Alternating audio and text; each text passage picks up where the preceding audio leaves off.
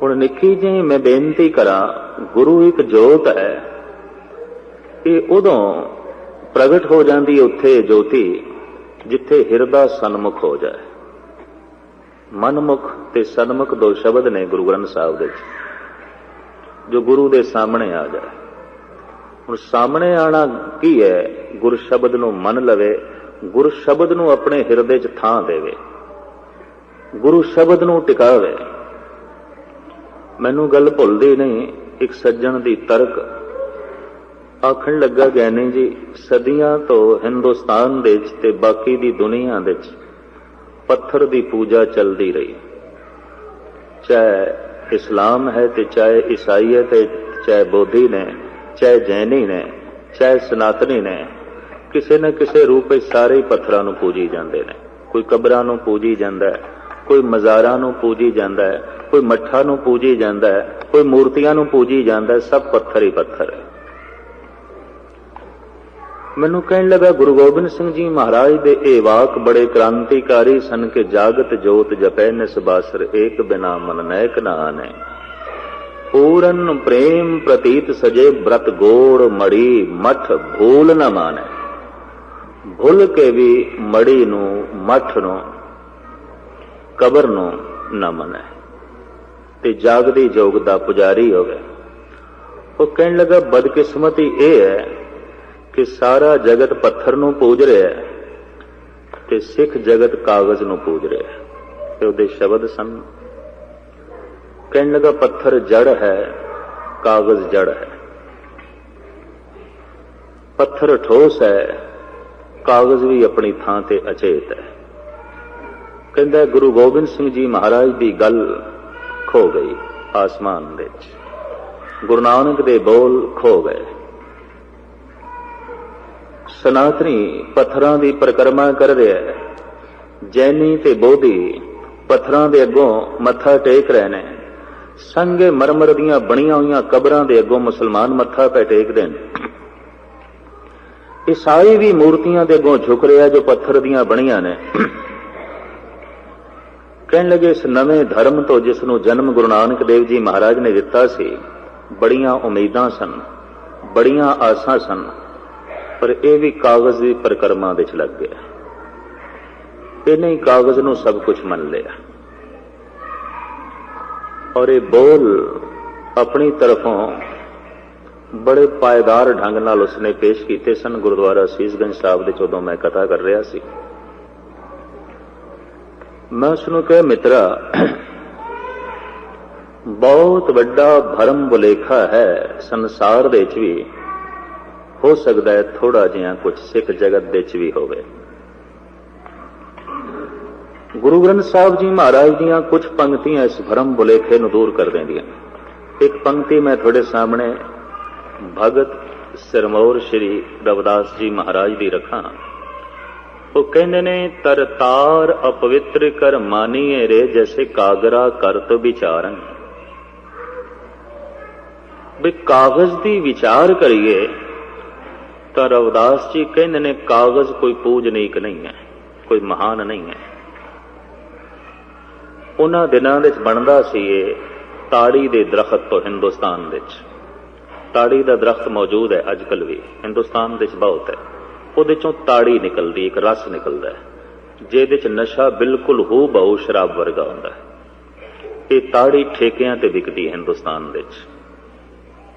Bihar, Bengal, UP, Orissa ते मध्य भारत विच ये दरख्त बहुत है, बहुत तादाद विच पाया जाता है, खजूर की तरह हुंदा है। इहदे चों निकलिया होया रस उस विच कुदरती नशा है। प्राचीन संतां ने, ऋषियां ने, मुनियां ने कह दिता सी बई इस दरख्त के थल्ले बैठना भी नहीं, ये दरख्त अपवित्र है, ये बंदे नूं बेहोश कर देंदा है। हर तरह की खुल देने वाले मजहबां ने भी शराब नूं वंडिया है। मुहम्मद साहब ने भी कह दिता हराम है, बाकी सारी खुल कर दी बे पुरुष 4 शादियां भी कर सकता है। जिस जिस ढंग की खुल दी है उस खुल नूं देख के हैरानगी होती है, लेकिन शराब नूं उसने भी हराम कह दिता। बई गऊ भी खा सकता है, उठ भी खा सकता है, मझ भी खा सकता है, सब तरह की खुल देने वाला एक पुरुष कहता है शराब हराम है।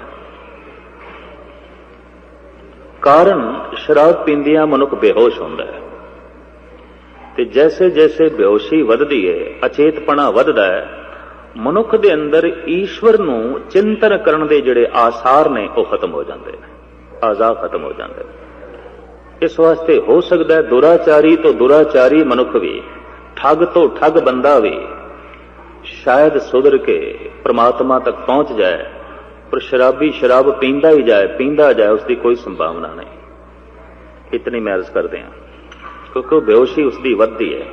ਮੈਨੂੰ ਕੁਝ ਸ਼ਲੋਕ ਸੁਭਾਵਕ ਯਾਦ ਆ ਗਏ ਜਦ ਮੈਂ ਨਿਰਮਲੇ ਮਹਾਤਮਾ ਕੋਲ ਗੁਰੂ ਗ੍ਰੰਥ ਸਾਹਿਬ ਜੀ ਮਹਾਰਾਜ ਦੇ ਅਰਥ ਪੜ੍ਹਦਾ ਸੀ। ਉਹਨਾਂ ਨੇ ਮੈਨੂੰ ਇਹ ਪ੍ਰਾਚੀਨ ਬੋਲ ਨੋਟ ਕਰਾਏ ਸਨ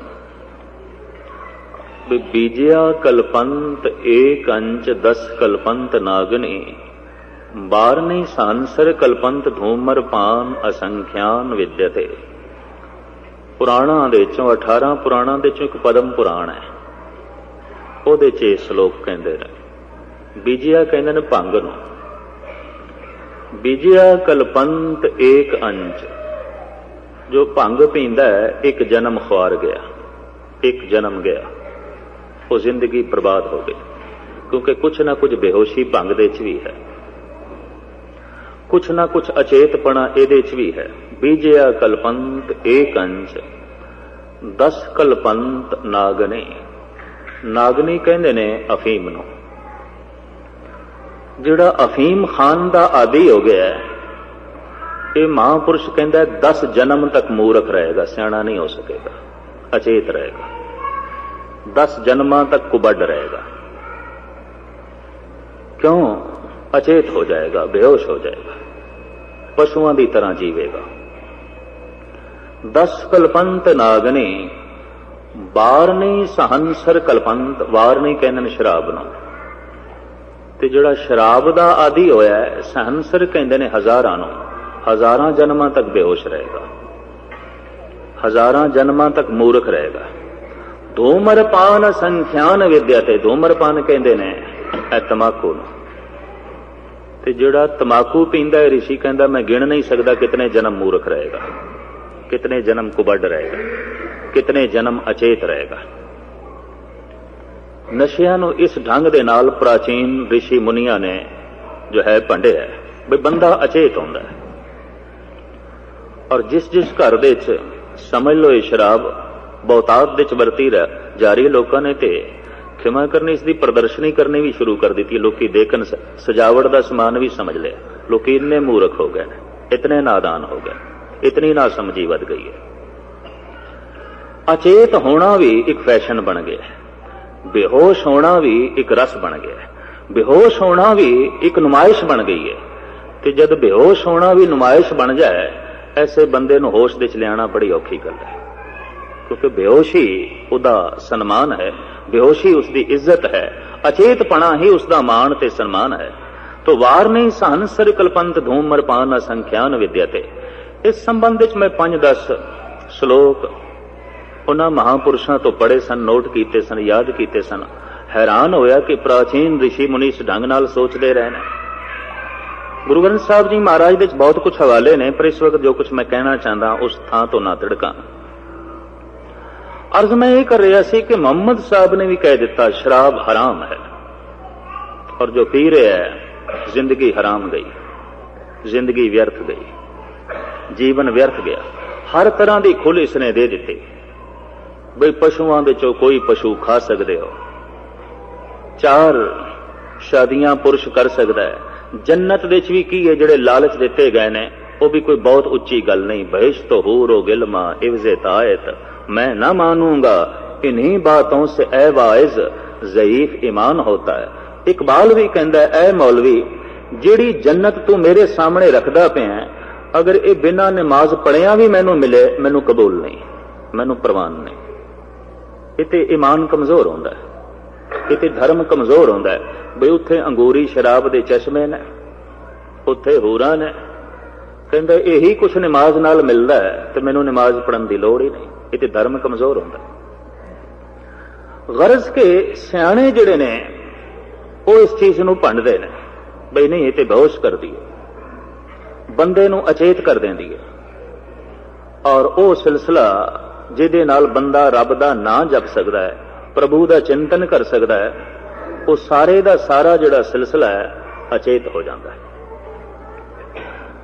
तो मैं अर्ज करा जिहड़ा ताड़ी दा दरख्त है, इहदे च जिहड़ा एक रस निकलदा है, ਉਹਦੇ ਚ बेहोशी शराब वर्गी है। तो भगत रविदास जी कहते ने तर तार अपवित्र कर मानी रे, ताड़ी दा दरख्त अपवित्र करके मनिया जाता, अपवित्र है।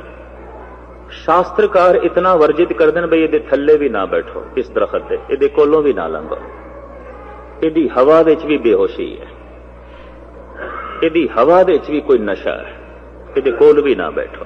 तर तार अपवित्र कर मानिए रे, जैसे कागरा करत विचारन, लेकिन पुराना कागज इसे ताड़ी दे दरख्त तो बनता सी, इनू कट के सुका के फिर इसके बुरादे तो कागज बनता सी। सब तो पहले हिंदुस्तान दे कागज बनाया गया ताड़ी दे दरख्त।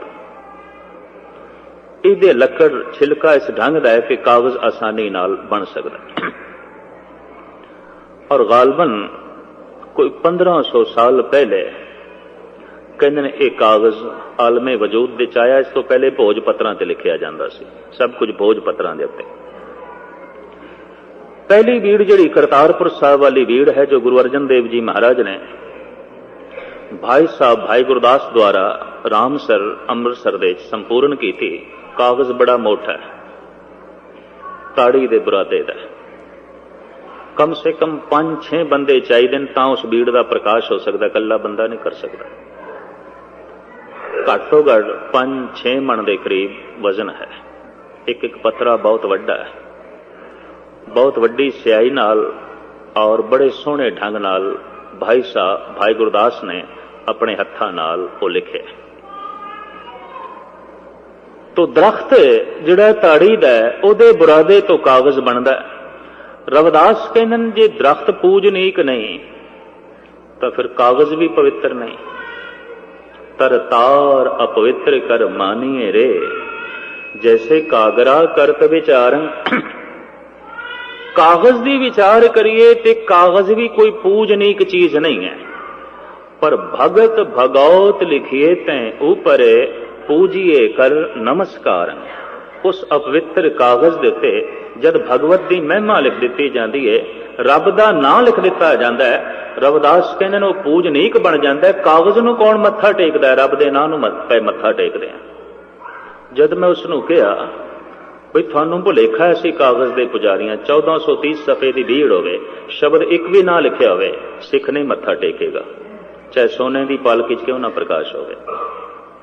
सिख शब्द का पुजारी है, सिख ज्ञान का पुजारी है, ते ज्ञान शब्दां दे विच है, ज्ञान अखरां दे विच है। अखरी नाम अखरी साला अखरी ज्ञान गीत गुण गा, अखरी लिखण बोलण बाण अखरां सिर संजोग वखाण। तो ये सब कुछ अखरां दे उत्ते ही मुनस्सर है, और मनुख दी दुनिया दे चों अखर खो जान, सारा जिहड़ा विकास है वो सब दा सब रुक जाएगा, सारी तरक्की रुक जाएगी। इस वास्ते पखंड के प्रचार वास्ते भी अखरां की लोड़ पैंदी है, सच के प्रचार वास्ते भी अखरां की लोड़ पैंदी है। ते जिन्हां अखरां दे च निरा संसार का ज्ञान है उन्होंने कहते हैं शब्द, ते जिन्हां अखरां दे च करतार का ज्ञान है उन्होंने कहते हैं गुर शब्द। ये सिरमौर शब्द है, ये गुरु का शब्द है, आम शब्द नहीं है, आम बोल नहीं है। ये परमात्मा का ज्ञान है, ये ईश्वर का ज्ञान है, ये रब्बी ज्ञान है। हुण कोई बंदा सिंघासन ते बैठा होवे ते गुरु होने का दावा करे ते उहदे ते चौर भी हो रही होवे, जैसे कि हैगे ने इस वक्त, ते वो कुछ बोल रहे होवे, ते सवाल ये पैदा होंदा है हिरदे विच उपदेश नूं वसावांगे कि उपदेशक नूं। एक सवाल है, आपस में बैठे हुण इत्थे विचार ही ते करनी है, गुरु दुआरे होए सोजी पाए सी, इस तरह की सूझ समझ इत्थे लैनी। हिरदे विच उपदेश नूं वसाना है या उपदेशक नूं? जे कहो उपदेशक नूं वसाना है तो उपदेश सुनने की लोड़ की, वक्त क्यों बर्बाद करना, फिर समा क्यों बर्बाद करना, फिर तो वक्त बर्बाद करना है। तो जे कहो उपदेश नूं थां देनी है तो उपदेश नाल ही हिरदा बदलदा है, तो फिर उपदेश वड्डा है, उपदेशक नहीं वड्डा। फिर उपदेश महान है, उपदेशक महान नहीं। सत्कार है उस घड़े का जिहदे चों पानी पीता गया, सत्कार है। भाई साहब भाई गुरदास जी ने एक इशारा बड़ा सोहना कीता है, कहंदे रेगिस्तान दे टिबियां दे चों एक बंदा जिहदा रोम रोम त्रिहाया है, प्यासा है, लंघिया जा रहा है, पानी की मंग है, पानी किधरे है नहीं। हुण सहरा दे च रेत दे च पानी कित्थे? सैकड़े मील तक रेत ही रेत। मायूस है, उदास है। दूर उसनों दो दरख्त दिस पै, लंबे चौड़े सहरा दे च जिहड़े दो दरख्त किधरे दिस पै ने, इनू अरबी दे च कहंदे नखलिस्तान। बई इत्थे नखलिस्तान है, इत्थे पानी जरूर होवेगा, वरना सैकड़े मील तक जिथे रेत दे टिब्बे ने पानी है को नहीं। ये दो दरख्त इस गल का सबूत ने इत्थे पानी होवेगा। तो उसकी कुछ उम्मीद बर आई, वो तिखा चलन लग पिया भी पानी मिलेगा। पहुंच गया दरख्तां दे कोल, उत्थे दो घड़े पए सन। खुश हो गया भी प्राण बच गए। उन्हें घड़े का ढक्कन चुकिया, घड़ा खाली, पानी है ही नहीं सी। मायूस हो गया। फिर दूसरे घड़े का ढक्कन चुकिया, उत्थे पानी है सी। उन्हें रज के पीता, अपनी प्यास बुझाई। हुण सवाल पैदा होंदा है, ओदी प्यास घड़े ने बुझाई कि पानी ने? प्यास पानी नाल बुझदी है, चाहे वह घड़े दे च होवे, चाहे बोतल दे च होवे, चाहे दरिया दे च होवे, चाहे सरोवर दे च होवे, चाहे पानी खूह दे च होवे। प्यास पानी नाल बुझेगी, घड़े नाल नहीं। एक बंदा कहंदा मैं दरिया तो अपनी प्यास बुझाई है, कित्थे दरिया दे च पानी ना होवे, सुके दरिया भी ते हुंदे ने, फिर किस तरह प्यास बुझाओगे? एक कहंदा मैं बोतल तो अपनी प्यास बुझाई है, बोतल दे च पानी ना होवे, किस तरह बुझाएगा? कच नाल थोड़ी प्यास बुझदी है। प्यास पानी तो बुझेगी। आत्मक शांति बंदे नूं ज्ञान तो मिलती है। ये ज्ञान चाहे दीवारां ते लिखिया होवे, चाहे कागज ते लिखिया होवे, चाहे मनुख दे हिरदे च लिखिया होवे, आत्मक शांति ज्ञान तो मिलती है। सत्कार है उस दीवार दा जिथे अखर लिखे सन, सत्कार है उस कागज दा जिथे अखर लिखे सन, सत्कार है उस हिरदे दा जिथों निकलिया सी। लेकिन हुण दीवार ये आख देवे मैं ही पानी हाँ, घड़ा ये आख देवे मैं पानी हाँ, तो गल नहीं बनेगी। घड़े नाल प्यास नहीं बुझदी, पानी नाल प्यास बुझदी है। तो उपदेश नाल हिरदा बदलदा है, उपदेशक नाल नहीं। ते जे हिरदे दे च उपदेश नूं थां देनी है तो फिर उपदेश वड्डा है, उपदेशक छोटा है। सुन उपदेश हिरदे बसाओ, मन इच्छे नानक फल पाओ। साहब कहंदे ने मन इच्छत फल लै लो, उपदेश नूं हिरदे च थां दिओ, गल मुकाओ बाकी। ते जिस वक्त उपदेश नूं बंदा हिरदे च थां देंदा है, हिरदे च चानना हो जाता है, हिरदे च प्रकाश हो जाता है, हिरदे च नूर हो जाता है। बाहर दी दुनिया दे च रोशनी असी सूरज तो लवांगे, अंदर दी दुनिया दे च रोशनी असी गुरशबद तो लवांगे। इस तो ही मिलेगी। इस तो बिना ये नूर लेना बड़ी औखी गल है, ये चानना लेना बड़ी औखी गल है। गालबन 4 साल पहले की गल है, सुभावक गल चल पई। दिल्ली रामलीला ग्राउंड दे च आ निरंकारी गुरु नूं किधरे धन नाल तोलिया गए तराजू ते तराजू दे पंक्ति लिखी गई गुरु ग्रंथ साहब दी, आपे कंडा तोल तुराजी आपे तोलनहारा। ये पंक्ति लिखी हुई सी, इसदियां फोटोआं छपियां ने बकायदा, गुरुद्वारा गजट दे श्रोमणी कमेटी ने छापी। और जिन्हां दिनां च ये वाकया हो रहा सी, उन्हां दिनां च मैं गुरुद्वारा सीसगंज साहब गुरु तेग बहादुर साहब जी महाराज के गुरपुरब के संबंध में आया होया सी, उत्थे हाजरी भर रहा सी। और ये सारा प्रोग्राम टीवी ते भी नशर होना सी, और चारों पासे थां थां ते पोस्टर भी लगे बहुत वड्डे भी कल नूं इस गुरु नूं नोटां दे नाल सोने दे नाल तोलिया जाएगा। कुदरती गल है कि मनुख दे ज़हन दे उत्ते धन दा बहुत वड्डा प्रभाव है। सियाणे कहन कबीर महात्मा बुद्ध नालों बिल्कुल घट नहीं सी, रविदास स्वामी महावीर नालों 1 इंच भी पिछे नहीं है, बाबा फरीद सदना ते सैन कृष्ण दी गीता नालों पिछे नहीं ने, राम दे बोलां नालों पिछे नहीं। पर हिंदुस्तान दे जितनी गल राम दी होई, जितनी कृष्ण दी होई, उतनी रविदास दी नहीं बन सकी, उतनी कबीर दी ना बन सकी। जितनी गल महात्मा बुद्ध दी होई, स्वामी महावीर दी होई, उतनी गल सदने दी नहीं बन सकी। सैन दी नहीं बन सकी, त्रिलोचन दी नहीं बन सकी। जे गुरु नानक गुरु अर्जन देव जी महाराज इन्हां महापुरखां दी बाणी संभाल के ना रखदे कि मैं करनी जगत विच खो गई सी फिर। क्योंकि मैं प्रत्यक्ष देखिया श्री नामदेव जी महाराज दा 600 साला पुरब मनाया महाराज मरठे लोगों ने, और गौरमेंट पद्धर ते मनाया गया। महाराष्ट्र की जिहड़ी गौरमेंट है उसने अपने पद्धर ते बहुत लंबा चौड़ा खर्च करके भगत नामदेव जी महाराज का जन्मदिन मनाया, क्योंकि भगत नामदेव जी महाराज महाराष्ट्रीयन सन। तो कुदरती गल श्री गुरु सिंह सभा बंबई नूं भी मदौ किया गया भी तुसीं भी शामिल होवो भगत नामदेव जी महाराज के जन्मदिन दे। तो सुभाविक दास नूं बुलाया, बहुत सारे मरठे सज्जण बैठे, बहुत सारे सिंह बैठे। महाराष्ट्रीयन लोगों ਦੀਆਂ कीर्तन मंडलियां आईयां, कोई मीरां दे गीत गांदा रहा, कोई ब्रह्मानंद दे भजन गांदा रहा, कोई सूरदास दे शब्द गांदा रहा, और इस तरीके नाल 2-2.5 घंटे पास होए। फिर मैनू अद्धा घंटा बोलण वास्ते आख्या गया। मैं कहा मैनू तो इंज जापदा जैसे मीरां दा जन्मदिन मनाया गया या ब्रह्मानंद का जन्मदिन मनाया गया या सूरदास का जन्मदिन नामदेव का नहीं मनाया गया, क्योंकि नामदेव का कोई शब्द ही नहीं सुनाया गया। कहने लगे नामदेव के कुछ गीत ने, तो गुरु ग्रंथ साहब दे चों 4-5 शब्द रख के मैं उन्हां दी व्याख्या की थी। महाराष्ट्रीयन गौरमेंट के मुखी एक नेता नूं कबूल करना पिया कि सिख जगत ते सिख जगत के गुरु साहिबान जे नामदेव की यह दौलत संभाल के ना रखते अज साडे कोल नहीं होनी सी। उन्होंने एहसान मनिया सी, कबूलिया। तो मैं अर्ज करा जितनी गल महात्मा बुद्ध दी ते स्वामी महावीर दी बनी, नामदेव दी नहीं बन सकी, सदना सैन दी ना बन सकी। पता है क्यों? कि आम बंदा धन तो ही प्रभावित होंदा है। राम राजा सी, श्री कृष्ण द्वारका दे राजा सन, महात्मा बुद्ध राजकुमार सी, राजे दा लड़का सी, स्वामी महावीर दा वड्डा भरा राजा सी, राजघराने चो आया। तो मनुख दे उत्ते धन दा बड़ा प्रभाव भी लै राजा होंदियां होया संत है, राजा होंदियां होया भिक्षु है, राजकुमार होंदियां होया तपीश्वर है। इस गल का असर कबूल किया। कबीर दी जद गल चली तो लोगों ने कह दिता जुलाया ही है और की है।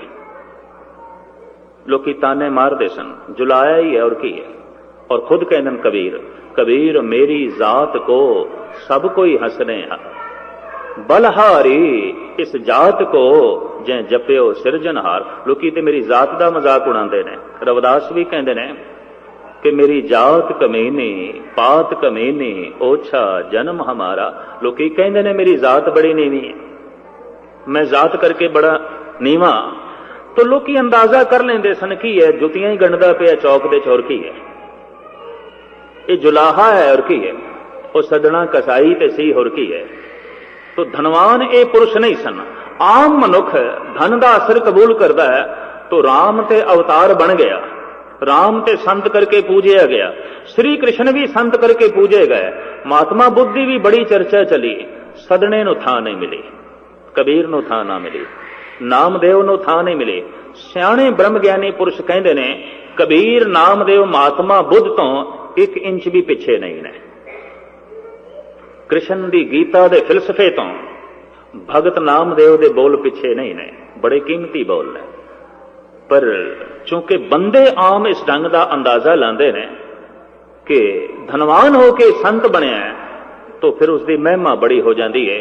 गरीब घरानियां दे ये पुरुष इन्हां दे बोलां दी कदर आम दुनियादार बंदियां ने नहीं पाई। ते करीबन जिहड़ी दुनिया की कदर करन वाले मनुख सन वही उन्हां अवतारां दे आले दुआले खड़े होए, उन्हां अवतारां दे बचन नहीं मने। ये नहीं समझना चाहिए कि हिंदू जगत ने कृष्ण की गीता नूं मन लिया, नहीं, वो कृष्ण नाल जरूर जुड़े ने, कृष्ण की गीता नाल नहीं जुड़े। उन्हां दी कृष्ण लीला वेखो, नाच गाना ही हो रहा और कुछ नहीं। नचण कुदण मन का चाओ, नानक जिन मन भाव ते ना मन भाव। रास लीला हो रही है, राधा नच रही है, कृष्ण जी नच रहे हैं, ग्वाले नचाए जा रहे हैं। जद गए मेरे पातशाह बिंद्राबन दे उपदेश देण वास्ते तो सारे लोग आके कहने लगे महाराज चलो रास पै रही है, कृष्ण लीला हो रही है, वेखो। भादरों के दिन सन ते भादरों के दिनों मथुरा बिंद्राबन रास लीला चलती है। तो वेखो ਸਾਹਿਬ ਕਹਿਣ ਲੱਗੇ ਤੇ ਵੇਖ ਰਹੇ ਹਾਂ ਅਸੀਂ, ਔਰ ਸਿਰਫ ਭਾਦਰੋਂ ਦੇ ਮਹੀਨੇ 'ਚ ਨਹੀਂ ਵੇਖਦੇ ਸੀ, ਤੇ 12 ਮਹੀਨੇ ਵੇਖਦੇ ਹਾਂ, ਹਰ ਵਕਤ ਵੇਖਦੇ ਹਾਂ। ਮਰਦਾਨਾ ਸੰਗੀਤ ਦਾ ਸ਼ੌਕੀਨ, ਰਾਗ ਦਾ ਸ਼ੌਕੀਨ ਕਹਿਣ ਲੱਗਾ ਪਾਤਸ਼ਾਹ ਜਦ ਇਤਨੇ ਲੋਕੀ ਕਹਿੰਦੇ ਨੇ, ਤਰਲੇ ਲੈਂਦੇ ਨੇ, ਚਲੀਏ ਕੋਈ ਸੰਗੀਤ ਦੀਆਂ ਧੁਨਾਂ ਹੀ ਸੁਣਾਂਗੇ, ਕੋਈ ਨਵੀਂ ਗੱਲ ਕਰਨਗੇ ਸੰਗੀਤ ਦੀ। ਸਾਹਿਬ ਕਹਿਣ ਲੱਗੇ ਸੰਗੀਤ ਦੇ ਭਾਂਡੇ ਉੱਥੇ ਸਖਣੇ ਨੇ, ਵਿੱਚੇ ਕੁਛ ਨਹੀਂ। ਸੰਗੀਤ ਇੱਕ ਸੋਨੇ ਦਾ ਭਾਂਡਾ ਹੈ, ਬਰਤਨ ਹੈ, ਤੇ ਬੰਦਾ 4 ਦਿਨ ਦਾ ਭੁੱਖਾ ਹੋਵੇ ਤੇ ਸੋਨੇ ਦੇ ਭਾਂਡੇ ਅੱਗੋਂ ਕਰ ਦਿਓ, ਭੁੱਖ ਮਿਟੇਗੀ। ਭਾਂਡਿਆਂ 'ਚ ਕੁਛ ਚਾਹੀਦਾ, ਭਾਂਡਿਆਂ 'ਚ ਭੋਜਨ ਚਾਹੀਦਾ। ਸਾਹਿਬ ਕਹਿਣ ਲੱਗੇ ਮਰਦਾਨਿਆਂ ਉੱਥੇ ਸੰਗੀਤ ਸਖਣਾ ਹੈ, ਸੰਗੀਤ ਦੇ 'ਚ ਰੱਬ ਦਾ ਨਾਂ ਕੋਈ ਨਹੀਂ, ਪ੍ਰਭੂ ਦੀ ਬੰਦਗੀ ਕੋਈ ਨਹੀਂ, ਸਖਣੇ ਭਾਂਡੇ ਨੇ। ਕਰੀਬਨ ਜਗਤ ਦੇ 'ਚ ਇਸ ਤਰ੍ਹਾਂ ਦੇ ਸਖਣੇ ਭਾਂਡੇ ਸਨ। ਸੰਗੀਤ ਦੇ ਭਾਂਡੇ ਦੇ 'ਚ ਪਹਿਲੀ ਦਫਾ ਭੋਜਨ ਪਰੋਸਿਆ ਗੁਰੂ ਨਾਨਕ ਨੇ। ਉਸ ਭਾਂਡੇ ਵਿੱਚ ਕੁਝ ਸੌਗਾਤ ਪਾਈ, ਕੁਝ ਦੌਲਤ ਪਾਈ। ਤੋ ਬ੍ਰਾਹਮਣ ਹੈਰਾਨ ਹੋ ਗਏ, ਮਹਾਰਾਜ ਤੁਸੀਂ 8 ਪਹਿਰ ਤੇ 12 ਮਹੀਨੇ ਕਿਹੜੀ ਰਾਸ ਵੇਖਦੇ ਹੋ? ਇੱਥੇ ਤੇ ਭਾਦਰੋਂ ਦੇ ਮਹੀਨੇ 'ਚ ਪੈਂਦੀ ਹੈ ਰਾਸ ਹਿੰਦੁਸਤਾਨ ਦੇ 'ਚ, ਖਾਸ ਕਰਕੇ ਮਥੁਰਾ ਤੇ ਬਿੰਦਰਾਬਨ ਦੇ 'ਚ। ਮਹਾਰਾਜ ਕਹਿੰਦੇ ਨੇ ਘੜੀਆਂ ਸੱਬੇ ਗੋਪੀਆਂ, ਪਹਿਰ ਕੰਨ ਗੋਪਾਲ, ਗਹਿਣੇ ਪਾਉਣ ਪਾਣੀ ਬੈ ਸੰਤਰ, ਚੰਦ ਸੂਰਜ ਅਵਤਾਰ, ਸਗਲੀ ਧਰਤੀ ਮਾਰਦਨ, ਵਰਤਣ ਸਗਲ ਜੰਜਾਰ। ਸੂਰਜ ਕ੍ਰਿਸ਼ਨ ਹੈ, ਚੰਦਰਮਾ ਰਾਧਾ ਹੈ। ਇਹਦੇ ਨੱਚਣ ਦੇ ਨਾਲ ਘੜੀਆਂ ਦੀਆਂ ਗੋਪੀਆਂ ਨੱਚਦੀਆਂ ਨੇ। ਦਿਨ ਦੀਆਂ ਤੇ ਰਾਤ ਦੀਆਂ ਕੋਈ 60 ਘੜੀਆਂ ਮੰਨੀਆਂ ਗਈਆਂ, ਇੱਕ ਇੱਕ ਘੜੀ ਲੰਘਦੀ ਹੈ। ਜਿਹੜੇ ਰੁੱਤ ਨੇ ਤੇ ਜਿਹੜੇ ਪਹਿਰ ਨੇ, ਸਾਹਿਬ ਕਹਿੰਦੇ ਨੇ ਤੇ ਗਵਾਲੇ ਨੇ, ਇਹਨਾਂ ਗੋਪੀਆਂ ਦੇ ਨਾਲ ਪੈ ਨੱਚਦੇ ਨੇ। ਪਹਿਲਾ ਪਹਿਰ ਦਿਨ ਦਾ ਗਿਆ, ਫਿਰ ਦੂਜਾ ਨੱਚ ਕੇ ਚਲਾ ਗਿਆ, ਤੀਜਾ ਨੱਚ ਕੇ ਚਲਾ ਗਿਆ, ਚੌਥਾ ਨੱਚ ਕੇ ਚਲਾ ਗਿਆ, ਫਿਰ ਰਾਤ ਦਾ ਪਹਿਲਾ ਪਹਿਰ ਆ ਗਿਆ, ਇਹਨੇ ਵੀ ਨੱਚ ਟੱਪ ਕੇ ਚਲੇ ਜਾਣਾ, ਫਿਰ ਦੂਜਾ ਆ ਜਾਏਗਾ, ਤੀਜਾ ਆ ਜਾਏਗਾ, ਚੌਥਾ। ਸਾਹਿਬ ਕਹਿੰਦੇ ਨੇ ਗਵਾਲੇ ਨੇ ਨੱਚਦੇ ਪਏ ਨੇ, ਘੜੀਆਂ ਨੱਚਦੀਆਂ ਪਈਆਂ ਨੇ। ਇਹ ਕ੍ਰਿਸ਼ਨ ਸੂਰਜ ਨੱਚਦਾ ਪਿਆ, ਇਹ ਰਾਧਿਕਾ ਚੰਦਰਮਾ ਇਹ ਵੀ ਨੱਚ ਰਿਹਾ, ਜਿਵੇਂ ਰਾਧਾ ਦੀ ਮਹਿਮਾ ਕ੍ਰਿਸ਼ਨ ਕਰਕੇ ਹੈ, ਚੰਦਰਮਾ ਦੇ 'ਚ ਰੋਸ਼ਨੀ ਸੂਰਜ ਕਰਕੇ। ਸਾਹਿਬ ਕਹਿੰਦੇ ਨੇ ਇਹ ਰਾਸ ਪਰਿਪੂਰਨ ਪਰਮਾਤਮਾ ਨੇ ਰਚਾਈ ਹੋਈ ਹੈ, ਅਸੀਂ ਵੇਖਦੇ ਹੀ ਰਹਿੰਦੇ ਹਾਂ, ਸਾਨੂੰ ਵੇਖਣ ਦੀ ਲੋੜ ਨਹੀਂ। ਬਲਹਾਰੀ ਕੁਦਰਤ ਵਸਿਆ, ਤੇਰਾ ਅੰਤ ਨਾ ਜਾਏ ਲਿਖਿਆ। ਅਸੀਂ ਉਸ ਦੀ ਇਸ ਕੁਦਰਤ ਦੇ 'ਚੋਂ ਕਾਦਰ ਦੀ ਝਲਕ ਵੇਖਦੇ ਹਾਂ। ਤਾਂ ਮੈਂ ਅਰਜ਼ ਕਰਾਂ, ਇਸ ਤਰ੍ਹਾਂ ਦੀ ਹਕੀਕਤ ਜਦ ਸਾਹਮਣੇ ਰੱਖੀ ਤਾਂ ਮਹਾਰਾਜ ਨੇ ਸਪਸ਼ਟ ਕਰ ਦਿੱਤਾ, ਤੁਸੀਂ ਕ੍ਰਿਸ਼ਨ ਨਾਲ ਜ਼ਰੂਰ ਜੁੜੇ ਹੋ, ਕ੍ਰਿਸ਼ਨ ਦੇ ਬੋਲਾਂ ਨਾਲ ਨਹੀਂ ਜੁੜੇ, ਤੁਸੀਂ ਸਰੀਰ ਨਾਲ ਜੁੜੇ ਹੋ, ਜੋਤ ਨਾਲ ਨਹੀਂ ਜੁੜੇ। ਜੇ ਗੀਤਾ ਪੜ੍ਹੀਏ ਤਾਂ ਗੱਲ ਕੁਛ ਹੋਰ ਹੈ, ਤੇ ਜੇ ਰਾਸ ਲੀਲਾ ਵੇਖੀਏ ਤਾਂ ਨੱਚਣ ਕੁੱਦਣ ਮਨ ਕਾ ਚਾਓ, ਨਾਨਕ ਜਿਨ ਮਨ ਭਾਓ ਤੇ ਨਾ ਮਨ ਭਾਓ। ਜੇ ਨਾਚ ਹੀ ਵੇਖਣਾ ਤੇ ਥੀਏਟਰ ਬਥੇਰੇ ਨੇ, ਮੰਦਰਾਂ 'ਚ ਜਾਣ ਦੀ ਕੀ ਲੋੜ ਹੈ? ਮੰਦਰ ਨਾਚ ਦੇ ਅਖਾੜੇ ਬਣ ਗਏ ਸਨ, ਮੰਦਰਾਂ ਦੇ 'ਚ ਕੋਰਾ ਨਾਚ ਰਹਿ ਗਿਆ ਸੀ। ਕਿਸੇ ਕਿਸੇ ਥਾਂ ਅਜੇ ਵੀ ਇਹੀ ਹੈ, ਮਨ ਦਾ ਹੀ ਪਰਚਾਵਾ ਹੈ। ਗੁਰੂ ਨਾਨਕ ਕਹਿੰਦੇ ਨੇ ਇਹ ਮਨ ਦਾ ਪਰਚਾਵਾ ਹੋ ਸਕਦਾ, ਬੰਦਗੀ ਨਹੀਂ ਹੈ। ਨੱਚਣ ਕੁੱਦਣ ਮਨ ਕਾ ਚਾਓ, ਨਾਨਕ ਜਿਨ ਮਨ ਭਾਓ ਤੇ ਨਾ ਮਨ ਭਾਓ। ਕਲਗੀਧਰ ਪਾਤਸ਼ਾਹ ਕਹਿੰਦੇ ਨਾਟਕ ਚੇਟਕ ਕੀਏ ਕੁਕਾ ਜਾ, ਪ੍ਰਭ ਲੋਗਨ ਕੇ ਆਵਤ ਲਾ ਜਾ। ਜਿਹੜੇ ਪ੍ਰਭੂ ਦੇ ਭਜਨ ਕਰਨ ਵਾਲੇ ਭਗਤ ਨੇ, ਉਹਨਾਂ ਨੂੰ ਤੇ ਇਸ ਤਰ੍ਹਾਂ ਦੇ ਨੱਚਣ ਕੁੱਦਣ ਦੀ ਸ਼ਰਮ ਆ ਜਾਂਦੀ ਹੈ, ਤੇ ਮਨ ਦਾ ਪਰਚਾਵਾ ਹੈ, ਔਰ ਕੀ ਹੈ? ਕੋਈ ਭਗਤੀ ਥੋੜੀ ਹੈ, ਬੰਦਗੀ ਥੋੜੀ ਹੈ। ਤਾਂ ਮੈਂ ਅਰਜ਼ ਕਰਾਂ, ਨਾਮਦੇਵ ਤੇ ਬਾਕੀ ਦੇ ਜਿਹੜੇ ਭਗਤ ਨੇ, ਇਹਨਾਂ ਦੇ ਬੋਲ ਬੜੇ ਕੀਮਤੀ ਸਨ, ਪਰ ਧਨ ਦੀ ਤਾਕਤ ਪਿੱਛੇ ਨਹੀਂ ਸੀ, ਉੱਚੀ ਜ਼ਾਤ ਦੀ ਤਾਕਤ ਵੀ ਨਹੀਂ ਸੀ। ਜ਼ਾਤ ਕਰਕੇ ਵੀ ਉੱਚੇ ਨਹੀਂ, ਧਨ ਕਰਕੇ ਵੀ ਉੱਚੇ ਨਹੀਂ। ਤੇ ਜਿਨ੍ਹਾਂ ਦੇ ਦਿਲ ਦਿਮਾਗ ਦੇ ਬਹੁਤਾ ਪ੍ਰਭਾਵ ਧਨ ਦਾ ਹੈ ਤੇ ਜ਼ਾਤ ਦਾ ਹੈ, ਉਹ ਕਬੀਰ ਦੇ ਆਲੇ ਦੁਆਲੇ ਇਕੱਠੇ ਨਹੀਂ ਹੋ ਸਕੇ, ਉਹ ਨਾਮਦੇਵ ਦੇ ਆਲੇ ਦੁਆਲੇ ਇਕੱਠੇ ਨਹੀਂ ਹੋ ਸਕੇ। ਉਹ ਸ਼੍ਰੀ ਰਾਮ ਦੇ ਆਲੇ ਦੁਆਲੇ ਜ਼ਰੂਰ ਇਕੱਠੇ ਹੋਏ, ਉਹ ਸ੍ਰੀ ਕ੍ਰਿਸ਼ਨ ਦੇ ਆਲੇ ਦੁਆਲੇ ਜ਼ਰੂਰ ਇਕੱਠੇ ਹੋਏ, ਉਹ ਮਹਾਤਮਾ ਬੁੱਧ ਦੇ ਆਲੇ ਦੁਆਲੇ ਜ਼ਰੂਰ ਇਕੱਠੇ ਹੋਏ, ਤੇ ਸਵਾਮੀ ਮਹਾਵੀਰ ਦੇ ਵੀ ਆਲੇ ਦੁਆਲੇ ਇਕੱਠੇ ਹੋਏ। ਕਬੀਰ ਦੀ ਬਾਣੀ ਜ਼ਰੂਰ ਪੜ੍ਹ ਲਈ, ਲੇਕਿਨ ਜਦ ਕਬੀਰ ਦੇ ਬੋਲਾਂ ਦੇ ਪੂਜਣ ਦੀ ਗੱਲ ਆਈ, ਬਈ ਤੇ ਸ਼ਬਦ ਨੇ, ਅਲਹਾਮ ਨੇ, ਰੱਬੀ ਗੱਲ ਹੈ, ਉਦੋਂ ਇਨਕਾਰੀ ਹੋ ਗਏ। ਬਈ ਨਹੀਂ, ਮਾੜੀ ਮੋਟੀ ਥਾਂ ਦੇ ਸਕਦੇ ਹਾਂ, ਹਿਰਦੇ 'ਚ ਨਹੀਂ। ਤੋ ਕਬੀਰ ਵਾਸਤੇ ਭਾਰਤ ਵਾਸੀਆਂ ਦੇ ਹਿਰਦੇ 'ਚ ਕੋਈ ਥਾਂ ਨਹੀਂ। ਮੈਂ ਕਿਸੇ ਥਾਂ ਤੇ ਗੂੜੇ ਢੰਗ ਨਾਲ ਵੇਖਣ ਦੀ ਕੋਸ਼ਿਸ਼ ਕੀਤੀ ਹੈ, ਹੋ ਸਕਦਾ ਮੇਰਾ ਇਹ ਨਜ਼ਰੀਆ ਗਲਤ ਹੋਵੇ। ਸਿੱਖ ਜਗਤ ਵੀ ਕੋਈ ਬਹੁਤਾ ਸਨਮਾਨ ਨਹੀਂ ਦੇ ਸਕਿਆ। ਦਰਬਾਰ ਸਾਹਿਬ ਦੇ 'ਚ ਵਾਕ ਆਉਂਦਾ ਹੈ, ਜਦ ਮਹੱਲਾ ਪਹਿਲਾ, ਤੋ ਜਿਤਨੇ ਸਰੋਤੇ ਬੈਠੇ ਨੇ ਨਾ ਅੰਮ੍ਰਿਤ ਵੇਲੇ, ਸਾਰਿਆਂ ਦੀ ਰਸਨਾ ਤੋਂ ਨਿਕਲ ਜਾਂਦਾ ਧੰਨ ਗੁਰੂ ਨਾਨਕ। ਜੇ ਮਹੱਲਾ ਤੀਜਾ ਆ ਜਾਏ ਤਾਂ ਸਾਰੇ ਕਹਿ ਦਿੰਦੇ ਨੇ ਧੰਨ ਗੁਰੂ ਅਮਰਦਾਸ, ਨਿਕਲਦਾ, ਸੁਭਾਵਕ ਨਿਕਲਦਾ। ਮਹੱਲਾ ਪੰਜਵਾਂ ਆ ਜਾਏ, ਸਾਰਿਆਂ ਦੀ ਜ਼ਬਾਨ ਚੋਂ ਨਿਕਲਦਾ ਹੈ ਧੰਨ ਗੁਰੂ ਅਰਜਨ ਦੇਵ ਜੀ। ਤੇ ਜੇ ਆ ਜਾਏ ਬਾਣੀ ਸ੍ਰੀ ਕਬੀਰ ਜੀ, ਕੋਈ ਨਹੀਂ ਕਹਿੰਦਾ ਧੰਨ ਕਬੀਰ, ਚੁੱਪ ਹੋ ਜਾਂਦੇ, ਬਿਲਕੁਲ ਚੁੱਪ ਹੋ ਜਾਂਦੇ। ਆਇਆ ਵਾਕ, ਇਹ ਵੀ ਗੁਰੂ ਦਾ ਸ਼ਬਦ ਹੈ, ਇਹ ਵੀ ਗੁਰੂ ਗ੍ਰੰਥ ਸਾਹਿਬ ਦਾ ਵਾਕ ਹੈ। ਕੀ ਗੱਲ ਹੈ? ਕਹਿੰਦੇ ਨੇ ਮਨੁੱਖ ਦੇ ਅਚੇਤਨ ਮਨ ਦੇ ਖਿਆਲ ਆ ਜਾਂਦਾ ਜੁਲਾਹਾ ਹੀ ਹੈ, ਔਰ ਕੀ ਹੈ? ਛੀਂਬਾ ਹੀ ਸੀ, ਉਹ ਨਾਈ ਸੀ, ਉਹ ਕਸਾਈ ਸੀ ਸਦਨਾ, ਔਰ ਕੀ ਸੀ? ਗਰੀਬ ਸਨ, ਨਿਰਧਨ ਸਨ। ਮਨੁੱਖ ਦੇ ਅਚੇਤਨ ਮਨ ਦੇ ਵਿੱਚ ਇਹ ਕੁਰਨੇ ਹੈਗੇ ਨੇ, ਇਹ ਖਿਆਲ ਹੈਗੇ ਨੇ। ਵਰਨਾ ਇਹਨਾਂ ਮਹਾਂਪੁਰਸ਼ਾਂ ਦੀ ਜਿਹੜੀ ਬਾਣੀ, ਇਹਦੇ ਬਾਰੇ ਗੁਰੂ ਰਾਮਦਾਸ ਜੀ ਮਹਾਰਾਜ ਕਹਿੰਦੇ ਨੇ, ਸੁਰਨਰ ਤਿਨ ਕੀ ਬਾਣੀ ਗਾਵੇ ਕੋਈ ਨਾ ਸਕੇ ਮਿਟਾਈ। ਇਹਨਾਂ ਮਹਾਂਪੁਰਖਾਂ ਦੇ ਬਚਨ ਦੇਵੀ ਦੇਵਤੇ ਵੀ ਗਾਣਗੇ, ਰੂਹੇ ਜ਼ਮੀਨ ਦੀ ਕੋਈ ਤਾਕਤ ਇਹਨਾਂ ਦੇ ਬਚਨ ਨਹੀਂ ਮਿਟਾ ਸਕੇਗੀ। ਇਹ ਉਹ ਨੇ। ਖੈਰ, ਲੰਬੀ ਚੌੜੀ ਜਦ ਵਿਚਾਰਧਾਰਾ ਚਲੀ, ਉਸ ਤਰਕਬਾਜ਼ ਨਾਲ ਜਿਹੜਾ ਮੇਰੇ ਕੋਲ ਆਇਆ ਸੁਭਾਵਿਕ ਦਿੱਲੀ, ਕਹਿਣ ਲੱਗਾ ਗਿਆਨੀ ਜੀ ਤੁਸੀਂ ਕਿਤਨੀ ਗੱਲ ਕਰੋ, ਪਰ ਤੁਹਾਨੂੰ ਪਤਾ ਹੋਣਾ ਚਾਹੀਦਾ ਅੱਜ ਸਾਡਾ ਗੁਰੂ ਧਨ ਨਾਲ ਤੋਲਿਆ ਜਾਏਗਾ, ਔਰ ਤਰਾਜ਼ੂ ਉਹ ਚਾਂਦੀ ਦੀ ਹੈ, ਔਰ ਉਹਦੇ 'ਚ ਇੱਕ ਪਲੜੇ 'ਚ ਗੁਰੂ ਨੂੰ ਬਿਠਾਇਆ ਜਾਏਗਾ, ਇੱਕ ਪਲੜੇ 'ਚ ਧਨ। ਜਗਤ ਨੂੰ ਪਤਾ ਚੱਲੇਗਾ ਸਾਡੇ ਗੁਰੂ ਦੀ ਮਹਿਮਾ ਕੀ ਹੈ, ਸਾਡੇ ਗੁਰੂ ਦੀ ਗੱਲ ਕੀ ਹੈ। ਤੇ ਬਕਾਇਦਾ ਤਕੜੀ ਦੇ ਉੱਤੇ ਜਿਹੜੇ ਬੋਲ ਲਿਖੇ, ਉਹ ਆਪੇ ਕੰਡਾ ਤੋਲ ਤੁਰਾਜੀ। ਇਸ ਤਰ੍ਹਾਂ ਦੇ ਜਿਤਨੇ ਪਖੰਡੀ ਨੇ ਆਸਰਾ ਬਾਣੀ ਦੇ ਲੈਂਦੇ, ਉਹਨੂੰ ਚੱਲ ਨਹੀਂ ਸਕਦੇ, ਇੱਕ ਕਦਮ ਨਹੀਂ ਚੱਲ ਸਕਦੇ। ਇੱਕ ਕਦਮ ਚੱਲਣਾ ਇਹਨਾਂ ਵਾਸਤੇ ਔਖਾ ਹੈ। ਖੈਰ, ਜਦ ਉਹ ਇਸ ਤਰੀਕੇ ਦਾ ਦਾਵਾ ਕਰਨ ਲੱਗਾ, ਮੈਂ ਕਿਹਾ ਇਹ ਗੱਲ ਕੰਮ ਸਾਰਾ ਹੋ ਜਾਏ ਫਿਰ ਚਰਚਾ ਕਰਾਂਗੇ, ਅਜੇ ਨਹੀਂ। ਖੈਰ, ਮੈਂ ਟੀਵੀ 'ਚ ਇਹ ਸਿਲਸਿਲਾ ਦੇਖਿਆ।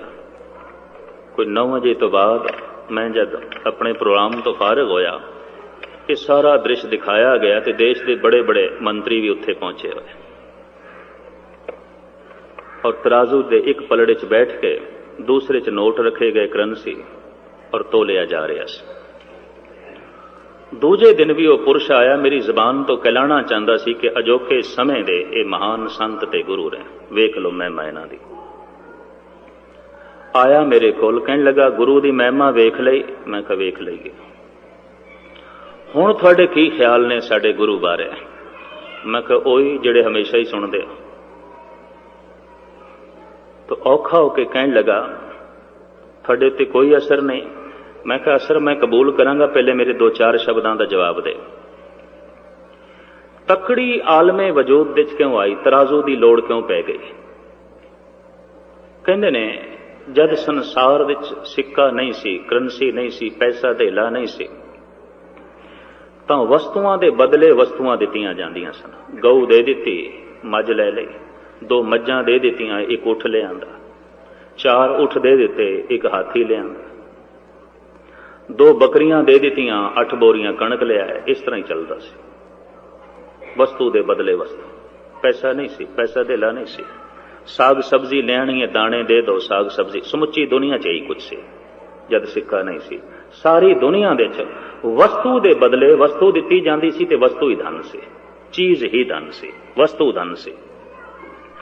ਔਰ ਦੂਰ ਨਾ ਜਾਈਏ, ਦੇਸ਼ ਦੀ ਵੰਡ ਤੋਂ ਪਹਿਲੇ ਮੈਂ ਆਪਣੀ ਅੱਖਾਂ ਨਾਲ ਵੇਖਿਆ, ਅਫਗਾਨਿਸਤਾਨ ਤੋਂ ਪਠਾਨ ਲੋਕ ਇਹ ਖੁਸ਼ਕ ਮੇਵਾ ਵੇਚਣ ਵਾਸਤੇ ਆਉਂਦੇ ਸਨ। ਤਾਂ ਮੈਨੂੰ ਆਪਣੇ ਪਿੰਡ ਦੀ ਗੱਲ ਯਾਦ ਹੈ। ਲੋਕੀ ਇੱਕ ਛਾਬੇ 'ਚ ਦਾਣੇ ਰੱਖ ਦਿੰਦੇ ਸਨ, ਦੂਜੇ ਛਾਬੇ 'ਚ ਅਖਰੋਟ ਲੈ ਲੈਂਦੇ ਸਨ, ਬਦਾਮ ਲੈਂਦੇ ਸਨ। ਪੈਸੇ ਧੇਲੇ ਦੀ ਇਤਨੀ ਕੋਈ ਗੱਲ ਹੀ ਨਹੀਂ ਸੀ, ਵਸਤੂ ਦੇ ਬਦਲੇ ਵਸਤੂ, ਇਹ ਆਮ ਚੱਲਦੀ ਸੀ। ਹੁਣ 2 ਚੀਜ਼ਾਂ ਬਰਾਬਰ ਕੀਤੀਆਂ ਜਾਣ, ਵੱਧ ਘਟ ਨਾ ਹੋਣ, ਤਰਾਜ਼ੂ ਦੀ ਲੋੜ ਪਈ, ਤੁਲਾ ਦੀ ਲੋੜ ਪਈ, ਤਕੜੀ ਦੀ ਲੋੜ ਪਈ। ਮੈਂ ਕਿਹਾ ਇੱਕ ਛਾਬੇ ਦੇ 'ਚ, ਇੱਕ ਪਲੜੇ 'ਚ ਤੇਰਾ ਗੁਰੂ ਬੈਠਾ, ਤੇ ਦੂਜੇ ਛਾਬੇ ਦੇ 'ਚ ਕਿੰਨੇ ਕੁ ਨੋਟ ਸਨ, ਕਿੰਨਾ ਕੁ ਧਨ ਸੀ? ਆਖਣ ਲੱਗਾ 9 ਲੱਖ ਦੇ ਨੋਟ ਸਨ। ਤਾਂ ਮੈਂ ਕਿਹਾ ਤੇਰੇ ਗੁਰੂ ਦੀ ਕੀਮਤ 9 ਲੱਖ, 2 ਪਲੜੇ ਬਰਾਬਰ ਹੋ ਗਏ, ਇਸ ਤੋਂ ਜ਼ਿਆਦਾ ਨਹੀਂ। ਤੇ ਮੈਂ ਕਿਹਾ ਇਸ ਦੇਸ਼ ਦੇ ਵਿੱਚ ਅਰਬਾਂਪਤੀ ਮੌਜੂਦ ਨੇ, ਕਰੋੜਾਂਪਤੀ ਮੌਜੂਦ ਨੇ, ਜਿਨ੍ਹਾਂ ਦੇ ਪੈਰਾਂ ਦੀ ਹਾਕ ਵੀ ਤੇਰਾ ਗੁਰੂ ਨਹੀਂ ਹੈ। ਕਿਉਂਕਿ ਤਕੜੀ ਨਾਲ ਤੁਲ ਗਿਆ, 2 ਪਲੜੇ ਬਰਾਬਰ ਹੋ ਗਏ, ਵਸਤੂ ਦੇ ਸਾਹਮਣੇ ਵਸਤੂ ਬਰਾਬਰ ਹੋ ਗਈ। ਗੁਰੂ ਦੀ ਕੀਮਤ 9 ਲੱਖ, ਇਸ ਤੋਂ ਜ਼ਿਆਦਾ ਨਹੀਂ। ਔਰ ਜਿਹੜਾ ਗੁਰੂ ਹੁੰਦਾ ਹੈ, ਜਿਸ ਨੂੰ ਰੱਬੀ ਜੋਤ ਕਹਿੰਦੇ ਨੇ, ਰੱਬੀ ਗਿਆਨ ਕਹਿੰਦੇ ਨੇ, ਉਹ ਪੈਸਿਆਂ ਨਾਲ ਨਹੀਂ ਤੋਲਿਆ ਜਾਂਦਾ। ਤੇ ਜਿਹੜਾ ਆਪਣੇ ਆਪ ਨੂੰ ਪੈਸਿਆਂ ਨਾਲ ਤੁਲਾਉਣ ਤੇ ਰਾਜ਼ੀ ਹੋ ਗਿਆ ਉਹ ਕੋਈ ਸੰਸਾਰੀ ਹੋ ਸਕਦਾ ਹੈ, ਨਿਰੰਕਾਰੀ ਨਹੀਂ ਹੈ। ਇਹ ਤੇ ਝੂਠ ਹੈ, ਫਰੇਬ ਹੈ। ਹਾਂ, ਜਿਨ੍ਹਾਂ ਦੀ ਅਕਲ ਨਹੀਂ ਕੰਮ ਕਰਦੀ, ਕਿਉਂਕਿ ਇਸ ਦੁਨੀਆ ਵਿੱਚ ਧਾਰਮਿਕ ਤੌਰ ਤੇ ਕਈਆਂ ਦੀ ਅਕਲ ਨਹੀਂ ਕੰਮ ਕਰਦੀ, ਤੁਸੀਂ ਉਹਨਾਂ ਨੂੰ ਵਰਗਲਾ ਸਕਦੇ ਹੋ। ਸ਼ਬਦ ਦੀ ਭੇਟਾ ਹੋ ਸਕਦੀ ਹੈ, ਗੁਰੂ ਦੀ ਭੇਟਾ ਹੋ ਸਕਦੀ ਹੈ, ਗਿਆਨ ਦੀ ਭੇਟਾ ਹੋ ਸਕਦੀ ਹੈ, ਗਿਆਨ ਨੂੰ ਤੋਲਿਆ ਨਹੀਂ ਜਾ ਸਕਦਾ। ਤਾਂ ਗੁਰੂ ਦਾ ਮਤਲਬ ਤੇ ਗਿਆਨ, ਤੇ ਗੁਰੂ ਤੁਹਾਡਾ ਤੋਲਿਆ ਗਿਆ, ਗੱਲ ਖਤਮ ਹੋ ਗਈ। 9 ਲੱਖ ਉਸ ਦੀ ਕੀਮਤ ਹੈ, ਇਸ ਤੋਂ ਜ਼ਿਆਦਾ ਨਹੀਂ। ਆਖਣ ਲੱਗਾ ਇਸ ਢੰਗ ਨਾਲ ਵੀ ਸੋਚਿਆ ਜਾਂਦਾ ਹੈ, ਤਾਂ ਮੈਂ ਕਿਹਾ ਹਾਂ, ਜਿਨ੍ਹਾਂ ਨੂੰ ਗੁਰਬਾਣੀ ਦਾ ਬੋਧ ਹੈ ਉਹ ਇਸ ਢੰਗ ਨਾਲ ਵੀ ਸੋਚਦੇ ਨੇ। ਮੂਰਖਾਂ ਦੇ ਉੱਤੇ ਇਸ ਗੱਲ ਦਾ ਪ੍ਰਭਾਵ ਪਾਓ ਕਿ ਗੁਰੂ ਸਾਡਾ ਤੋਲਿਆ ਗਿਆ। ਔਰ ਬੜੀ ਚਰਚਾ ਸੀ ਅਖਬਾਰਾਂ 'ਚ, ਲੋਕੀ ਇਸ ਗੱਲ ਦੀ ਬੜੀ ਮਹਿਮਾ ਪੈ ਜ਼ਾਹਿਰ ਕਰਦੇ ਸਨ ਥਾਂ ਥਾਂ ਦੇ ਉੱਤੇ, ਵੀ ਅੱਜ ਗੁਰੂ ਸਾਡਾ ਤੋਲਿਆ ਗਿਆ, ਧਨ ਦੇ ਨਾਲ ਤੋਲਿਆ ਗਿਆ। ਮੈਂ ਉਹਨੂੰ ਕਿਹਾ ਵੀ ਨਹਿਰੂ ਨੂੰ ਸੋਨੇ ਨਾਲ ਤੋਲਿਆ ਗਿਆ ਸੀ, ਉਹ ਸੋਨਾ 50 ਲੱਖ ਤੋਂ ਵੀ ਜ਼ਿਆਦਾ ਦਾ ਸੀ ਜਦ ਤੋਲਿਆ ਗਿਆ ਸੀ। ਸ਼ਾਸਤਰੀ ਨੂੰ ਸੋਨੇ ਨਾਲ ਤੋਲਿਆ ਗਿਆ ਸੀ ਮਦਰਾਸ ਵਿੱਚ, ਉਹ ਵੀ 50-60 ਲੱਖ ਤੋਂ ਜ਼ਿਆਦਾ ਦਾ ਸੋਨਾ ਸੀ। ਫਿਰ ਤੇਰਾ ਗੁਰੂ ਕੀ ਉਸਦੇ ਸਾਹਮਣੇ? ਕੁਛ ਵੀ ਨਹੀਂ। ਗੱਲ ਖਤਮ ਹੋ ਗਈ, ਸਿਲਸਿਲਾ ਖਤਮ ਹੋ ਗਿਆ, ਜਵਾਬ ਨਹੀਂ ਬਣਿਆ ਉਸਦੇ ਕੋਲ। तो खैर भगत रविदास जी महाराज गल खोलते हैं, तरतार अपवित्र कर मानिए रे जैसे कागरा करत विचारंग भगत भगवत लिखे ते ऊपर पूजिए कर नमस्कार। अपवित्र कागज के उत्ते जब भगवत की महिमा लिख दी जाती है, मस्तक झुक जाता है, मनुख सजदा करता है। ज्ञान के पुजारी असी, कागज के नहीं। अखबार पढ़ते हैं, चुक के परे सुट देंगे। अगर कागज के पुजारी तो उन्होंने कोई नहीं मत्था पे टेकते। गलियां च लुलदा पिया थां थां ते कागज, कौन मत्था टेकदा? नहीं, असी शब्द के पुजारी, ज्ञान के पुजारी हैं। जिस दिन पहला प्रकाश होया उस दिन गुरु अर्जन देव जी महाराज दे ये महाबोल सन, बड़े कीमती। आप दा फरमान सी, सतगुर के शरीर हैं जो सब थान समय सब ना दरसै हैं। मेरा जिहड़ा शरीर है इहदे दर्शन तुसी सारी थां ते नहीं कर सकते जिन्हों तुसी सतगुर कहंदे। ये एक शहर विच है, दूजे शहर विच नहीं, और ये अज है ते कल नहीं। सतगुर के शरीर हैं जो, भाई साहब भाई संतोख सिंह ने जो कुछ लिखे है मैं पढ़ के थानू सरवण करा रहा। सतगुर के शरीर हैं जो सब थान समय सब ना दरसै हैं। ग्रंथ हृदा गुर को एहो जानो उत्तम है सब काल रहे हैं। मेरे स्वरूप ते या ते है दीरघ साहिब जान अदायब कहो। दीरघ कहते ने वड्डे नूं, मेरे स्वरूप तो वड्डा करके जानना। मैं अज हां ते कल नहीं, मैं एक शहर विच हां ते दूजे शहर विच नहीं। ये शब्द जुगो जुग अटल रहेगा, हर थां ते रहेगा, हर शहर विच रहेगा। जंगल विच बैठे मनुख ने जपजी साहब दा पाठ शुरू कर दिता है, गुरु मेरे संग सदा है नाले गुरु कोल है। और की सफर विच है बंदा ते जाप साहब दे बोल आरंभ हो गए ने, गुरु गोबिंद सिंह जी कोल बैठे, गुरु मेरे संग सदा है नाले। सदा नाल हर वक्त संग रहने वाला गुरु चाहिए। एक ही गुरु दिल्ली बैठा होवे, विपता इत्थे पै जाए कि किस तरह करांगे, फिर वो किस तरह बोड़ेगा? ते दूजा काहे सिमरिए जो जम्मे ते मर जाए, एको सिमरो नानका जो जल थल रिया समाए। जिहदा जन्म है उहदा मरण भी है। सिख जगत की एकता बनी हुई है गुरु ग्रंथ साहब के आसरे ते, पूरी ताकत लग रही है मनमुखा की, दुष्टां की, और बहुत वड्डी राजनीतिक ताकत भी लग रही है कि किसी तरीके नाल भी गुरु ग्रंथ साहब के मुकाबले ते 5-7 बंदे होर खड़े कर दो, इस कौम नूं खेरू खेरू करो। एक राजनीतिक तौर पर बहुत वड्डा हमला गालबन 30-40 सालों तो हो रहा है, और उन्होंने एक गल दिस पई है कि इन्हां दी एकता भंग हो सकती है, तुसीं 4-5 गुरु बना छड्डो। तो लोकी एक एक कदम करके गुरु बनने की कोशिश करते हैं। अज थानू शब्द की गल सुणांदे ने, कल कहंदे ने मूर्ति। शब्द एक पासे मूर्ति, हुण मूर्ति च ध्यान जोड़ो, परसों फिर अपनी मूर्ति अगों रखते हैं। इस तरह का सिलसिला भी है। यही सहजे सहजे फिर गुरु बन जाते हैं।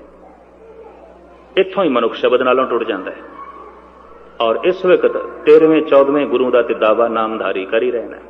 अरदास है उत्थे 13-14वां गुरु की, निरी गुरु गोबिंद सिंह जी तक, गुरु ग्रंथ साहब तक समाप्त नहीं की जाती।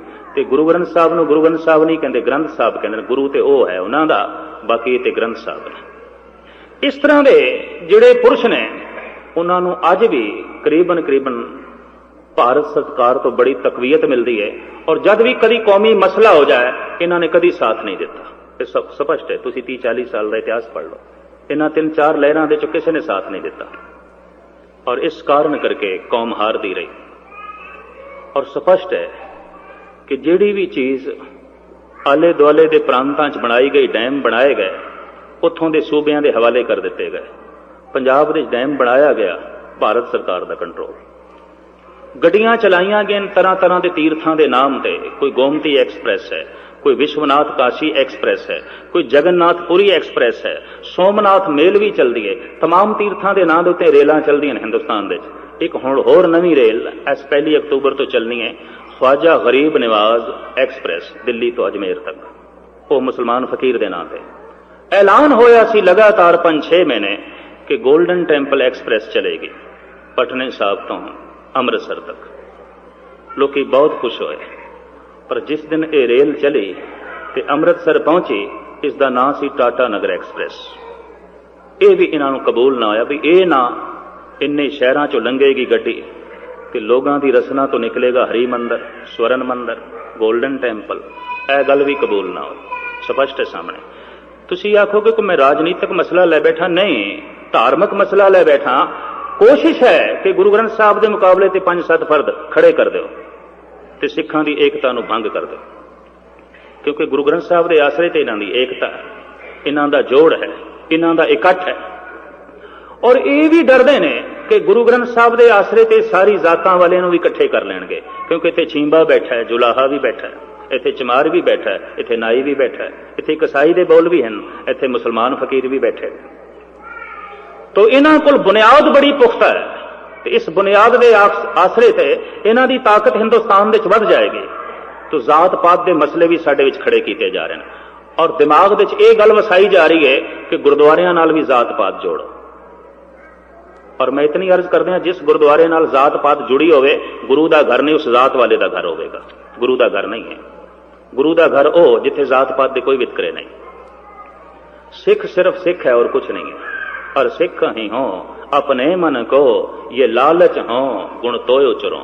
गुरु गोबिंद सिंह जी महाराज अपना तारुफ करांदे ने, मैं कौन हाँ। और सिख ही हो अपने मन को ये लालच हो गुण तो उचरो। हे अकाल पुरख, मन करके मैं तेरा सिख हाँ, तेरी सिखिया दे नाल अपनी जिंदगी नूं तोड़न वाला, इस सिख तो बिना मैं और कुछ भी नहीं।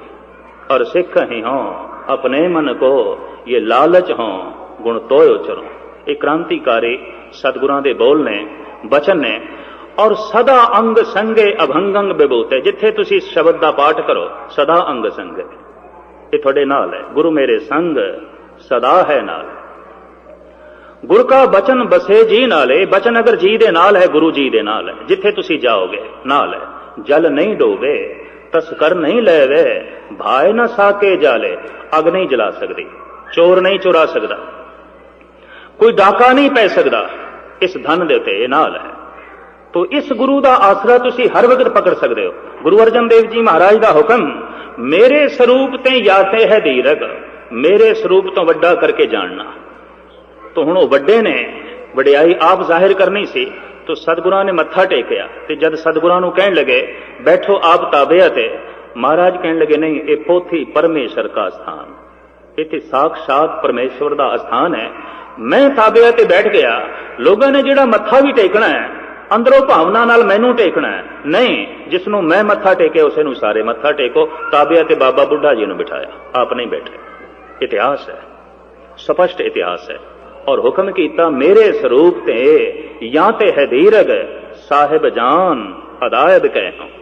मेरे स्वरूप तो वड्डा करके जानना। पूजो चंदन केसर कोकर, धूप दिखाए के फूल चढ़े। पूजा करनी है तुसी शब्द दी। इस वास्ते स्पष्ट कह दिता कि शरीर दे दर्शन करने ने, गुरु गोबिंद सिंह जी महाराज ने साफ कह दिता, दीदार खालसे दा परचा शब्द। दीदार करने ने मेरे शरीर दे, तां गुरु पंथ दे दर्शन करना। मेरी आत्मा दे गुरजोत दे दर्शन करने ने, तां गुरु ग्रंथ साहब दे दर्शन करना। स्पष्ट कह दिता। ज्योति जोत जद सतगुरु समान लगे ने ना, उत्ते सिखां ने बेनती की सी, पातशाह कदी साडा दिल करे थोड़ा तन वेखना है तो महाराज कहते लंबे चौड़े भटकण की लोड़ नहीं। सिख सो रहत पंच जो मिले, मम स्वरूप सो जानो भले। सिख पंचों में मेरो वासा, पूरन करो धरो जय आसा। पंज रहत वानीए सिख जे किधरे मिल जान, रसना ते मूल मंत्र दा जाप होवे, हिरदे विच गुरमंत्र वसिया होवे, तन ते पंज ककार ने। साहब कहते निश्चय ही करके जानी अज मेरे शरीर दे ही दर्शन होए ने, किधरे भटकण की लोड़ नहीं, धक्के खाण की तैनूं लोड़ नहीं। कोई कहे ना शरीर तो बिना गल नहीं बनती, कह दिता करो दीदार खालसे दा परचा शबद दा। सतगुरु ने हुक्म ऐसा किया। साडी गुरु पंथ की यह मर्यादा है, ये रड़कदी पई है बहुत सारे लोगों को। इन्हां दी एकता बनी हुई है, इन्हां दा संगठन बनिया है, इन्हां दी ताकत बनी हुई है। और जब पिछले दिने ये मंग की गई भी ये गुरुद्वारा एक पंजाब पद्धर ते बनिया होया है, आल इंडिया पद्धर ते बने, तो ना कर गए भी तो होर ताकत वध जाएगी इन्हां दी। सारे गुरुद्वारे इक्को ही संगठन दे आ जान, इक्को ही मर्यादा चले, दूजी गल ना चले, मर्यादा एक। ये भी गौरमेंट नूं मंजूर नहीं, ये भी विरोधियों नूं मंजूर नहीं कि मर्यादा इन्हां दी एक चले, क्योंकि एकता हो जाएगी। तो मर्यादा वख वख क्यों अकाल तख्त के रहतनामे तो चलाई जाती है? बहुत वड्डी शरारत है, बहुत वड्डी। भी किसी तरीके नाल ते खेरू खेरू करो, किसी तरीके नाल ते वख वख करो। चलो मर्यादा वख वख कर दो, कल नूं कह देंगे साडा गुरु ग्रंथ साहब नाल कोई मेल नहीं बैठता, फिर होर धड़े खड़े कर दिते जाणगे। तो मर्यादा एक ही है, चाहे अखंड पाठ साहब रखण दी है। मर्यादा यह है कि जिथे गुरु बोल रहा है, अखंड पाठ चल रहा है, उत्थे कोई व्यक्ति व्याख्या नहीं कर सकता, उत्थे कीर्तन नहीं हो सकता, उत्थे कथा नहीं हो सकती। तुसी बर्दाश्त कर सकते हो और बर्दाश्त कर लेंदे हो, क्षमा करनी कहना पेगा वो खालसा नहीं जिहदे दर्शन दे चों गुरु दे दर्शन हो। दीदार खालसे का, दीदार खालसे दा ए जो कौमी एकता दे वजे होया। जिथे सतगुरु आप बोल रहे हुण दूजे तीजे दे बोलण दी की लोड़, गल खत्म। इस वास्ते मर्यादा बनाई गई है कि जिथे अखंड पाठ है वो अलग सिलसिला, ठीक रहत मर्यादा बन चुकी है, विआह शादियां की मर्यादा बन चुकी है, आनंद कारज की मर्यादा बन चुकी है, विवाह विधि नाम संकरण जन्म मरण की सब कुछ की मर्यादा बन चुकी है। लेकिन उस मर्यादा की विरोधता क्यों? बई अनेकता पैदा करनी है, वक वक सिलसिले पैदा करने ने। हर कदम ते सुचेत रहोगे तो एकता बनी रहेगी, वरना चारों पासे तो हमले ने, एक पासे नहीं, चारों पासे तो।